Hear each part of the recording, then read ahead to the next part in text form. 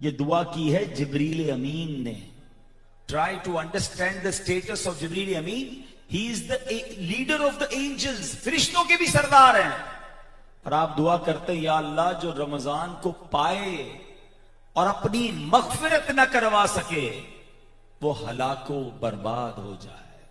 اور یہ دعا کون کر رہا ہے؟ جبریل امین. اس دعا پر آمین کہا نبی پاک علیہ السلام نے. اب میں آپ سے سوال کرتا ہوں, اس دعا کی قبولیت میں کوئی شک ہے؟ جبریل امین دعا کریں اور رحمت للعالمین علیہ السلام آمین کہیں, اٹ مینز اٹس کمپلسری. یہ تو کنفرم ہو گیا کہ جس نے رمضان میں اپنی بخشش نہ کروائی وہ ہلاک و برباد ہو جائے گا. اچھا, اب رمضان میں بھی بخشش کیوں نہ ہو, ان لوگوں کی کیسے ہوگی جو رمضان میں بھی غفلت کا شکار ہے؟ کئی لوگ روزے نہیں رکھ رہے, کئی تراویح نہیں پڑھ رہے, کئی نمازوں میں سستیاں کر رہے ہیں. خدا کے واسطے ایسا نہ کریں. اللہ نے رمضان میں ہمارے لیے مغفرت کا سامان کیسے کیا کہ نیکیوں کا اجر بڑھا دیا گیا. نفل کا ثواب فرض کے برابر, فرض کا ثواب 70 گنا. اللہ اکبر, روزانہ افطار کے وقت 10 لاکھ گناہگار بخشے جاتے ہیں. آج بھی بخشے جائیں گے. ہم اللہ سے دعا کریں گے کہ اللہ آج بخشے جانے والوں میں ہمارا نام بھی لکھ دے. تو میں نے اور آپ نے باقاعدہ کوشش کرنی ہے. اب آخر میں آپ کو نبی پاک علیہ السلام رمضان کیسے گزارتے تھے. دیکھیں, ہم مسلمانوں کے لیے سب سے بیسٹ رول ماڈل تو ہمارے آقا ہے نا. ہم انہی سے سیکھ لیتے ہیں کہ وہ رمضان کیسے گزارتے تھے. What was the habits of رسول پاک علیہ السلام in رمضان. بی بی عائشہ صدیقہ طیبہ طاہرہ رضی اللہ تعالیٰ عنہ فرماتی ہیں کہ جب رمضان آتا تو نبی پاک اپنے بستر پر کم تشریف لاتے, ساری رات دعاؤں میں اور عبادت میں گزارتے, اور پیارے آقا کے چہرے کا رنگ بدل جاتا تھا, متغیر ہو جاتا تھا. شارحین لکھتے ہیں یہ رمضان میں چہرے کے رنگ بدلنے کا مطلب یہ تھا کہ نبی پاک کو یہ فکر ہو جاتی کہ کہیں رمضان میں حق کے بندگی ادا کرنے میں کمی نہ رہ جائے. یہ کس کا کون توجہ کر رہا ہے؟ کس کو یہ فکر ہے؟ جن کے صدقے رمضان ملا. سچ بتاؤ ہمیں کتنی فکر ہونی چاہیے تھی, مگر آج ہمیں تو 2-3 فکریں ہی ہیں. ہاں بھائی, آج افطاری کہاں کرنی ہے, آج سحری کہاں کرنی ہے, رات کو کدھر کھانا ہے. نوجوان رمضان ٹورنامنٹ میں لگے ہوئے ہیں. اللہ اکبر, ہماری گفتگو کا ٹاپک ہی یہی ہے, افطار کہاں کرنا ہے, سحری کہاں کرنی ہے. ارے ٹاپک یہ ہونا چاہیے تھا آج تلاوت کہاں کرنی ہے, آج دعا کہاں کرنی ہے, آج تراویح کا کیا پروگرام ہے, آج جا کے تہجد کدھر پڑھنی ہے. یار رمضان عبادت کے لیے آیا تھا, مگر انفارچونیٹلی ہم لوگوں نے اسے فوڈ فیسٹیول بنا دیا ہے. آج کسی کو آپ رمضان کی روڈوں پر کسی غیر مسلم کو لے کر آ جائیں کراچی کی روڈوں پر کہ یار ذرا بتاؤ یہ کون سا مہینہ چل رہا ہے, تو لوگ شاید یہ بتائیں گے کہ لگتا ہے مسلمانوں کا کوئی کھانے پینے کا تہوار آیا ہے, ہر طرف کھانے پینے ہو رہے ہیں. اور جناب رمضان تو بھوکا رکھ کر اللہ کے قریب کرنے آیا تھا. مگر کچھ یار دوست ایسے جن کا رمضان میں بھی وزن بڑھ جاتا ہے. کیوں بڑھتا ہے بھائی, آپ تو روزے بھی رکھتے ہیں. وہ سحری میں زیادہ اس لیے کھاتا ہوں کہ پورا دن بھوکا رہنا ہے, افطار میں اس لیے زیادہ کھایا کہ پورا دن بھوکا رہ کر آیا تھا, پھر رات 2-3 بار اور کھایا کہ کل پھر روزہ رکھنا ہے, تو الٹا رمضان میں روزے رکھ کے بھی وزن بڑھا لیا. حالانکہ رمضان بھوک برداشت کر کے تاکہ بندے کی یہ کمزوری اس کو اللہ کے قریب کرتی ہے. اب سچ بتائیں, اس وقت بات کرنے کو بھی جی نہیں چاہ رہا ہوتا. عصر کے بعد جو افطار کے قریب وقت ہے, یہ وقت ہوتا ہے احساس کرنے کا یہ میری اوقات ہے, اور میں اور آپ ابھی تھوڑی دیر میں افطار کر لیں گے. مگر یہ بھوک یاد دلاتی ہے کہ دنیا میں لاکھوں کروڑوں لوگ ہیں جن کے پاس روزانہ کھانے کو نہیں ہوتا, وہ روزانہ بھوک میں ہوتے ہیں. ہمارا تو افطار کے بعد ڈنر ریڈی ہے, کئی لوگ ہیں جن کے پاس آج بھی ڈنر نہیں ہے. رمضان یہ احساس دلانے آتا ہے. نبی پاک علیہ السلام کا ایک اور انداز, رمضان میں پیارے آقا جبریل امین علیہ السلام کے ساتھ قرآن کا دور فرماتے, اور اس کے بعد اتنی سخاوت فرماتے کہ روایتوں میں آتا ہے تیز آندھی سے زیادہ نبی پاک سخاوت فرماتے, ہر آنے والے سائل کو دیتے. تو دوسرا انداز کیا پتہ چلا پیارے آقا کا کہ قرآن کی تلاوت کرنی ہے. ہو سکے تو گھر والوں کے ساتھ مل کر دور کریں, آپ قرآن پڑھیں, آپ کے گھر والے سنیں, پھر بیوی یا بچوں میں سے کوئی پڑھے اور آپ سنیں کہ یہ نبی پاک کا انداز ہے کہ وہ جبریل امین کے ساتھ دور کرتے تھے. قرآن کہتا ہے تم پر روزے اس لیے فرض کیے گئے لعلکم تتقون، تاکہ تم تقوی اختیار کرو۔ اب حالانکہ اگر ہم غور کریں نا تو ماہ رمضان میری اور آپ کی تقوی کی کتنی شاندار پریکٹس کرواتا ہے۔ تقوی کس کو کہتے ہیں؟ اللہ سے ڈرنا، گناہ کرتے وقت یہ بات کا خیال آ جانا کہ رب دیکھ رہا۔ اب پتہ میں اور آپ ڈیلیبریٹلی کتنا شاندار تقوی کا روزانہ ٹیسٹ دے رہے ہیں۔ ابھی آپ سب بیٹھے ہیں افطار کی ٹیبل پر، آپ سب کے سامنے پانی کی بوتل بھی پڑی ہوئی ہے اور آپ کے سامنے کھانے پینے کی چیزیں بھی پڑی ہوئی ہیں، آپ کیوں نہیں کھا رہے ہیں؟ حالانکہ کوئی روکنے والا تو نہیں۔ کیا خیال آئے گا؟ اللہ دیکھ رہا ہے۔ اچھا چلیں آپ کہیں گے یہاں تو لوگ ہیں نا، اکیلے میں کون کھاتا ہے؟ گھر میں کئی لوگ اس وقت ہوں گے، ہمارے بچے ہوں گے، مائیں بہنیں گھر میں ہیں، کوئی اگر کمرے میں نہ ہو، آپ اکیلے ہیں گھر میں، فریج کھولے چیزیں موجود ہیں، آپ افطار سے پہلے کیوں نہیں کھاتے؟ کیا وجہ ہے؟ اللہ دیکھ رہا ہے۔ اچھا اس کو تو چلے پھر بھی کھانا پینا ہے نا، آپ جب وضو کیا، آپ نے اثر میں وضو کیا ہوگا، ہم نے منہ میں پانی لیا تھا، برابر میں وضو خانے پر بیٹھے بندے کو بھی پتا نہیں چلے گا کہ یہ گھونٹ اگر ہم اندر اتار لیں کس کو پتا ہے، لیکن ایک قطرہ آپ نے نہیں اترنے دیا۔ What was the reason? کوئی نہیں دیکھ رہا تھا، آپ کے منہ میں پانی تھا، حلق اور منہ میں 1 انچ کا فرق تھا، کیوں نہیں کھایا آپ نے؟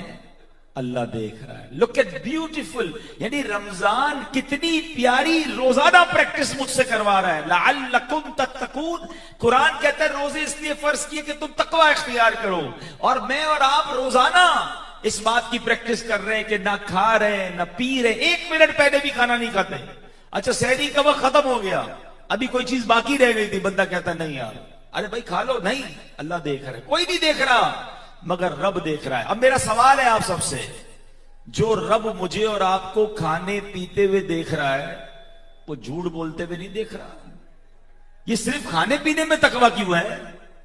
حدیث پاک سناتا ہوں، سرکار دو عالم صلی اللہ تعالی علیہ وسلم نے فرمایا، جو شخص ماہ رمضان میں اپنی زبان کو بری بات سے نہ روک سکے، حدیث پاک کا مضمون ہے، اللہ کو اس کے بھوکا پیاسا رہنے کی کوئی حاجت نہیں ہے۔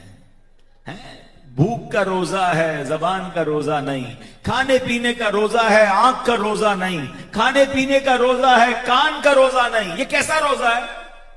روزہ یہ ہے کہ میری زبان بھی روزے سے ہو، میری زبان سے کیسے کسی کو تکلیف پہنچے، میری زبان سے جھوٹ کیسے نکلے، میری زبان سے لڑائی کیسے ہو۔ رمضان کو ماہ صبر کہا گیا، مگر حال یہ ہے کہ رمضان میں شاید سب سے زیادہ بے صبری دیکھنے کو ملتی ہے۔ ابھی عصر کے بعد آپ جائیں روڈوں پہ، بات بات پر لڑائی ہو رہی ہوگی، سب نے روزہ رکھا ہے، پھر روزہ رکھا ہے اس کا مطلب لڑنے کی اجازت تھوڑی مل گئی ہے، لیکن صبر ہمارے اندر نہیں رہا۔ تو اے میرے پیارے اسلامی بھائیوں، ہمیں ماہ رمضان کو اپنی اچھی عادتوں کو ڈیولپ کرنے کے لیے گزارنا ہے۔ یہ مہینہ ماہ صبر ہے، یہ مہینہ ماہ سخاوت ہے۔ رمضان کی اہمیت کو سمجھنا ہو نا، سبحان اللہ، تو ایک ہی حدیث کافی ہے۔ ویسے تو بہت سارے فضائل ہیں، مگر ایک حدیث پاک میں آتا ہے، میرے آقا علیہ السلام فرماتے ہیں کہ اگر میری امت کو معلوم ہوتا کہ رمضان کیا ہے تو وہ تمنا کرتی کہ سارا سال ہی رمضان ہو۔ اب آپ غور کریں، اس سے مطلب سمجھیے کہ رمضان کی اہمیت کیا ہے۔ میرے آقا مدینے والے مصطفیٰ صلی اللہ تعالی علیہ وسلم کا فرمان عالی شان ہے کہ جو کوئی شخص مجھ پر ایک بار درود پاک پڑھتا ہے، اللہ کریم اس پر اپنی 10 رحمتیں نازل فرماتا ہے، اس کے 10 گناہوں کو مٹا دیتا ہے اور اس کے 10 درجات کو بلند فرماتا ہے۔ اب آپ سوچیں، ایک درود پاک ہے، 10 گناہ معاف ہو رہے ہیں، 10 درجے بلند ہو رہے ہیں، اور 10 نامہ اعمال میں نیکیاں لکھی جا رہی ہیں۔ اب خوش نصیب جو دن میں سینکڑوں بار درود پاک پڑھتے ہیں، ان کے کتنے گناہ معاف ہو جاتے ہوں گے، کتنی نیکیاں بلند ہو جاتی ہوں گی۔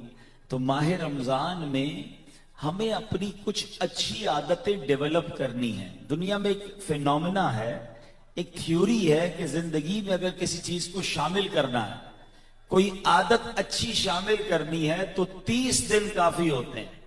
یعنی آپ دیکھیں بہت سارے لوگ ڈائٹ کرتے ہیں، تو ڈائٹ میں پہلے 10-15 دن مشکل ہوتے ہیں، اس کے بعد پھر بندے کی عادت بن جاتی ہے۔ کچھ لوگ ورزش وغیرہ شروع کرتے ہیں، شروع کے 10 15 20 دن مشکل ہوتے ہیں، پھر وہ لائف کا حصہ بن جاتا ہے۔ آپ نے کوئی بری عادت چھوڑنی ہے، مثال کے طور پہ کسی کو سگریٹ چھوڑنا ہے، پان چھوڑنا ہے، یا کوئی بھی ایسی چیز جو چھوڑنی ہے، first 15 20 maximum 30 days is difficult, اس کے بعد وہ چیز روٹین کا حصہ بن جاتی ہے۔ اگر ماہ رمضان کو ہم اس انداز سے لے لیں کہ یہ 30 دن جو اللہ نے دیے ہیں اس میں اچھی عادتیں اڈاپٹ کرنا ہے اور بری عادتوں کو نکالنا ہے، اور اس کی ایسی پریکٹس کرنی ہے کہ پورے مہینے کے بعد سارا سال میرے لیے اور اچھی عادتوں پر کام کرنا آسان ہو جائے۔ فار ایگزامپل، ہم میں سے تقریباً سارے لوگ روزانہ 5 وقت نماز پڑھ رہے ہیں، تو جب پورا مہینہ 5 وقت نماز پڑھ رہے ہیں تو اس میں تو عادت ڈیولپ ہو جانی چاہیے، پورا سال پڑھیں پھر نماز۔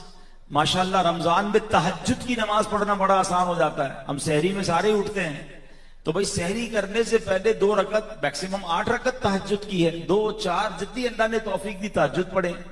فرض نماز کے بعد سب سے افضل نماز تہجد ہے، تو آپ روزانہ 30 دن تک جب تہجد کے عادی بنیں گے تو انشاءاللہ اللہ نے چاہ رمضان کے بعد بھی اس ہیبٹ کو آپ کنٹینیو کر سکتے ہیں۔ بالکل اسی طرح درود پاک، اب رمضان میں سینکڑوں بار آپ درود پاک پڑھنے کی عادت ڈالیں تاکہ رمضان کے بعد بھی درود پاک پڑھنے کی عادت باقی رہے۔ تو اللہ کرے کہ یہ ماہ رمضان کو ہم اچھی عادتوں کے اپنانے کے لیے اور بری عادتوں کو اپنے اندر سے نکالنے کے لیے، اب رمضان تو گزر جائے اور وہی ٹاکسک پرسنالٹی ہے، وہی لڑائی جھگڑے والا بندہ ہے، وہی جناب بد اخلاقی ہے، تو اس کا مطلب رمضان سے پیوریفیکیشن ہم نے حاصل نہیں کیا۔ دیکھیں جب بارش برستی ہے نا، بارش اگر نرم زمین پر برسے تو سبزہ اگا دیتی ہے، اور پتھروں پر برسے تو پتھروں پر پانی ٹھہرتا نہیں، وہ بہہ جاتا ہے۔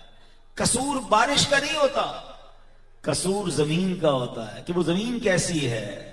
رمضان میں رحمت کی بارش برس رہی ہے، اب میں دیکھوں کہ رمضان کے اس مبارک مہینے میں میرے دل میں عبادت کے پھول کھلے، میرے اندر اخلاق کی کلیاں کھلی، میری دل کی زمین پر کوئی سبزہ اگا، یا رمضان تو آیا مگر فرق کچھ نہ پڑا، وہی انداز، وہی لڑنا، وہی جھگڑنا، وہی غصہ، وہی غلط کام، تو پھر اس کا مطلب میری دل کی زمین اتنی سخت ہے کہ ماہ رمضان بھی مجھ پر کچھ اثر نہ ڈال سکا۔ نہیں میرے پیارے اسلام بھائیوں، ماشاءاللہ کئی لوگ تو اپنی پوری زکوٰۃ ادا کرتے ہیں، مگر چونکہ ریئل اسٹیٹ کے لوگ بیٹھے ہیں، اب بہت بدقسمتی کے ساتھ مجھے یہ کہنا پڑ رہا ہے کہ اب بہت بڑی تعداد ایسی بنتی جا رہی ہے جو اپنی زکوٰۃ پوری نہیں دے رہی، پراپر زکوٰۃ کا حساب نہیں کرتے۔ اچھا کچھ لوگوں کو کہو بھائی زکوٰۃ دیں تو کہتے مارکیٹ بڑا مندہ ہے، کاروبار ڈاؤن ہے، تو جناب پہلے یہ فارمولہ سمجھ لیں، زکوٰۃ آپ کی آمدنی پر نہیں ہے، زکوٰۃ آپ کے کیپٹل پر ہے۔ اگر آپ کی آمدنی کم ہو گئی ہے تو کیپٹل تو موجود ہے نا، جو مال تجارت ہے، جو سونا چاندی ہے، جو کیش اویلیبل ہے، اور اب سال پورا ہونے کو ہے تو جو اس کے شرعی تقاضے ہیں اس کے مطابق پوری زکوٰۃ نکالنی ہے، چاہے وہ زکوٰۃ کروڑوں روپے کیوں نہ ہو۔ یاد رکھیے دل پر بوجھ نہ لیجئے گا، ہمیشہ یاد رکھیں اگر لاکھوں زکوٰۃ دے رہے ہیں تو رب نے کروڑوں دیے ہیں تو لاکھوں زکوٰۃ بنی نا، اگر اللہ نے کروڑوں زکوٰۃ بنا دی ہے تو جناب اربوں دیے تو آپ کی کروڑوں زکوٰۃ ہے، تو زکوٰۃ دل پر بوجھ کیوں بن گئی؟ ارے یہ تو قارون کا طریقہ تھا جس نے حضرت موسیٰ کے سامنے زکوٰۃ دینے سے انکار کیا اور اس کو اس کے خزانے کے ساتھ زمین میں دھسا دیا گیا۔ مسلمان تو خوش دلی کے ساتھ زکوٰۃ دیا کرتا ہے۔ میں تو ایک دعا کرتا رہتا ہوں، آپ کو اچھی لگے تو آمین کہہ دو کہ یا اللہ وہ مال نہ دینا جس کی زکوٰۃ دل پر بھاری پڑ جائے، اے اللہ وہ مال دے جس کی زکوٰۃ میں خوش دلی سے ادا کروں۔ ارے زکوٰۃ دینے والا تو سجدہ شکر ادا کرے۔ رمضان کے بعد ہمیں عید سے پہلے فطرہ دینا ہوتا ہے۔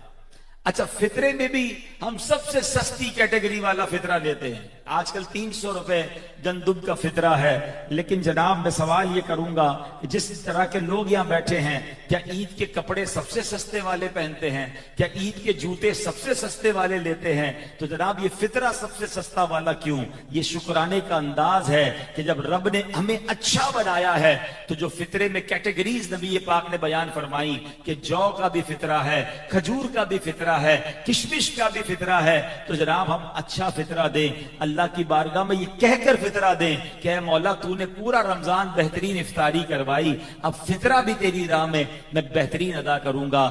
جو زیادہ اچھا دیتا ہے اللہ اس سے زیادہ عطا فرماتا ہے۔ رب کریم سے دعا کرتا ہوں کہ رب کریم اس مہینے میں ہمیں خوب سخاوت کرنے کی توفیق عطا فرمائے۔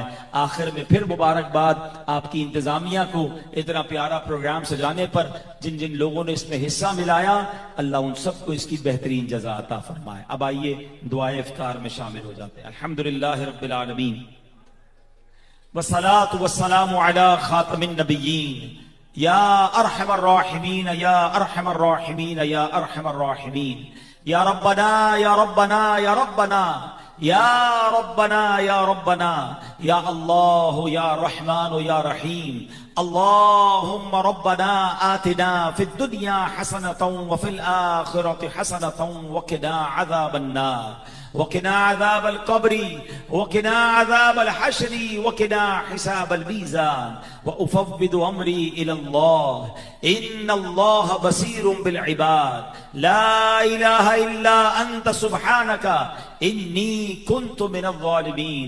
اے رب کریم ہم سب کے آج کے روزے کو اپنی بارگاہ میں قبول فرما۔ اے اللہ ہم سب کی بے حساب مغفرت فرما، ہماری ہمارے ماں باپ کی، نبی پاک علیہ السلام کی ساری امت کی بخشش فرما۔ اے کریم ہمیں نیک بنا دے، ماہ رمضان میں جو اچھی عادتیں ہمیں ملی ہیں اے اللہ پورا سال ان عادتوں کو اپنانے والا بنا، ہمیں 5 وقت کا نمازی بنا دے، اے اللہ ہمیں بااخلاق بنا دے، سب کے روزی روزگار رزق حلال میں برکتیں اور وسعتیں عطا فرما۔ اے اللہ قرض داروں کے قرضے اتر جائیں، بے اولادوں کو نیک اور صالح اولاد عطا فرما۔ میرے مولا روٹھوں کو منا دے، بچھڑوں کو ملا دے۔ اے پروردگار جتنے ہاتھ اٹھے ہیں تو سب کے نام بھی جانتا ہے اور سب کے کام بھی جانتا ہے۔ اے اللہ سب کی جھولیاں بھر دے، سب کی مرادیں پوری کر دے۔ اے پروردگار جو تڑپ رہے ہیں انہیں کعبہ دکھا دے، جو مچل رہے ہیں انہیں مدینہ دکھا دے۔ اسی سال ہمیں رمضان مکہ رمضان مدینہ نصیب فرما، اسی سال ہمیں حج کی سعادت نصیب فرما۔ اے اللہ ہم میں جو جس پریشانی میں ہے تو سب کے پریشانیوں کے نام بھی جانتا ہے، ان بندوں کے کام بھی جانتا ہے۔ افطار کا وقت ہے، مانگنے کا وقت ہے، اے اللہ سب کی جھولیاں بھر دے، سب کی مشکلیں آسان کر دے۔ اے پروردگار عالم اسلام کا بول بالا فرما، بالخصوص میرے مالک وطن عزیز پاکستان پر مشکل وقت آیا ہے، اے اللہ ہمارے وطن کی حفاظت فرما، اس کی سرحدوں کی حفاظت فرما۔ اے پروردگار ہم سب کی جان، مال، عزت، آبرو، آل اور اولاد، دین اور ایمان کی حفاظت فرما۔ اے اللہ دہشت گردوں کی دہشت گردیوں سے ہم سب کی جان چھڑا دے، ہمارے وطن کو امن و سکون کا گہوارہ بنا۔ ربنا تقبل منا انک انت السمیع العلیم وتب علینا یا مولانا انک انت التواب الرحیم ببرکۃ ان اللہ وملائکتہ یصلون علی النبی یا ایھا الذین آمنوا صلوا علیہ وسلموا تسلیما صلی اللہ علی النبی الامی وآلہ صلی اللہ علیہ وسلم صلاۃ و سلاما علیک یا سیدی یا رسول اللہ۔